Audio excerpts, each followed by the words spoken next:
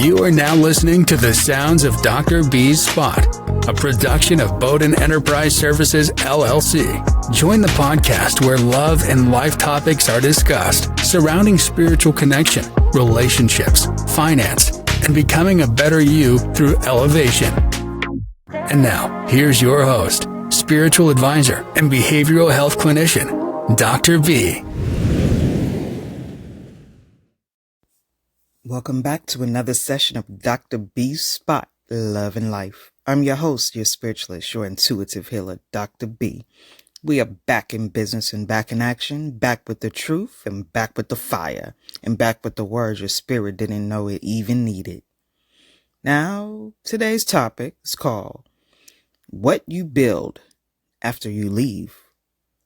Segment 1 is starting with the departure.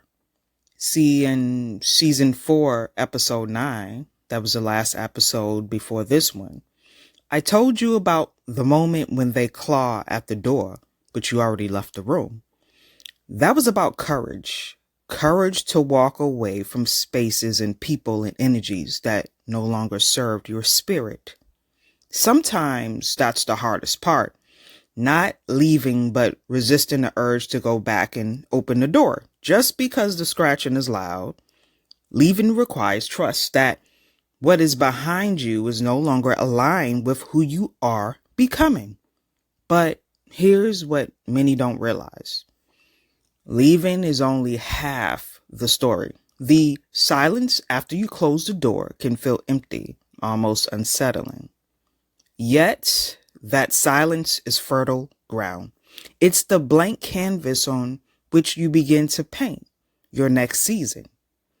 What you choose to build in that silence, what you plant, protect, and water on the other side of that door, determines the fruit you'll harvest. Leaving sets you free, but building determines whether you stay free.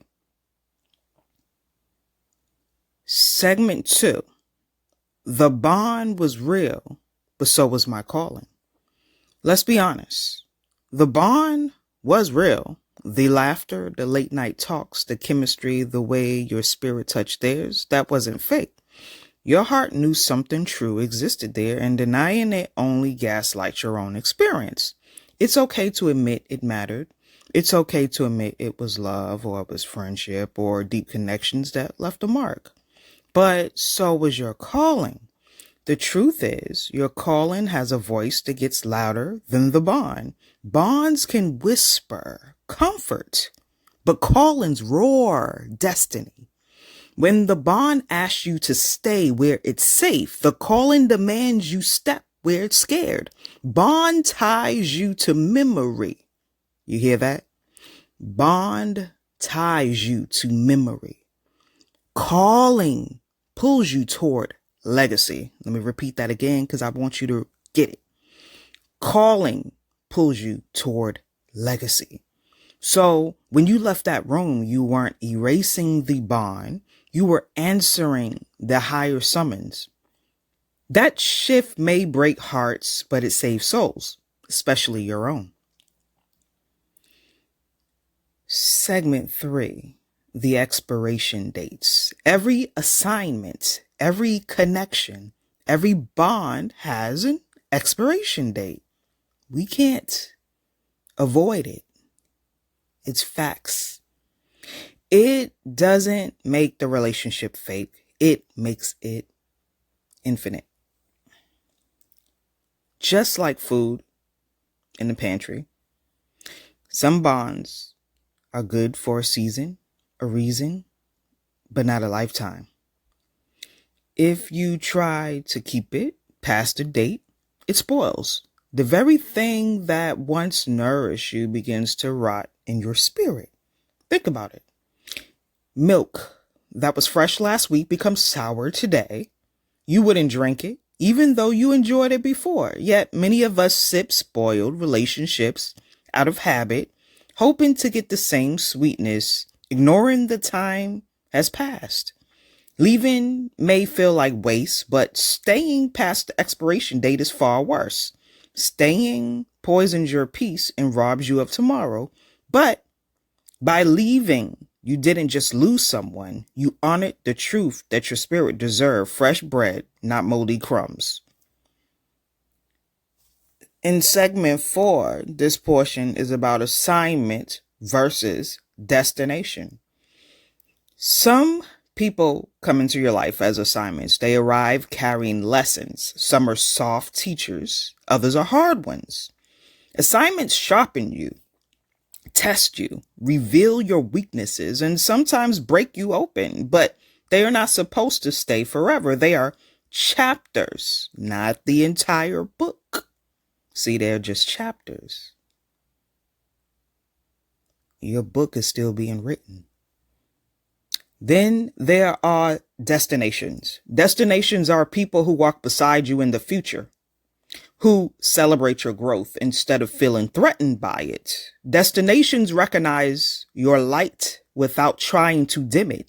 They don't compete with your anointing. They complement it.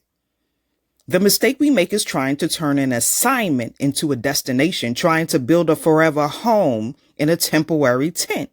When you left that room, you realized I had mistaken a stop for the finish line, but my destination is still ahead of me, waiting for me to arrive whole. Segment 5, let's talk about grieving who they never became. Here's the part that no one talks about. You're not just grieving the bond itself, you're grieving the person they never chose to become. You saw their potential. You saw what they could be if they stepped into healing, accountability, or faith. You saw greatness they refused to claim. And now your heart mourns not just who they were, but the version of them that only ever lived in your imagination. And that grief is real. We're not going to deny that. It deserves space. Don't minimize it, but don't drown in it either. Because grieving the version they never became frees you to fully embrace the version of yourself that is emerging.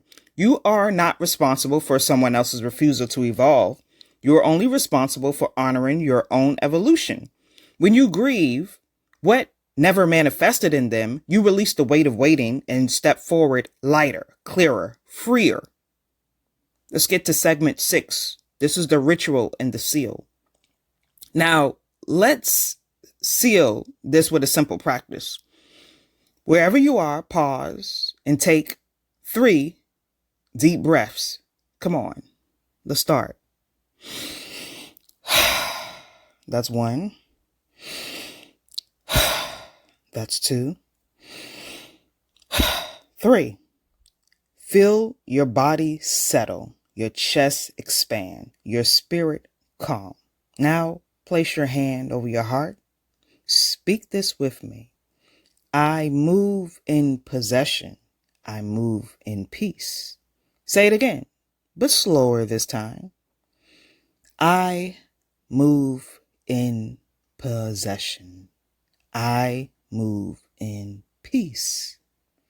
Feel how those words build a wall around you, not of bricks, but of spirit. That's your shield. That's your reminder that leaving wasn't loss. It was alignment. Every time you repeat it, you reinforce the new foundation you're building. Segment 7, tactical actions for you. So before I wrap up, let me give you 3 practical things you can do today. 1, it's a journal prompt. You write down 5 things you gave away in that bond that you want to reclaim. Your time, it could be your energy, money, peace, trust. Name those things. Name them. Just have 5 of them and be specific. Naming is reclaiming. I like that. Number 2, your administrative step is change 1 password of anything that you have, close 1 access point, or update 1 account. It sounds small, but it's symbolic.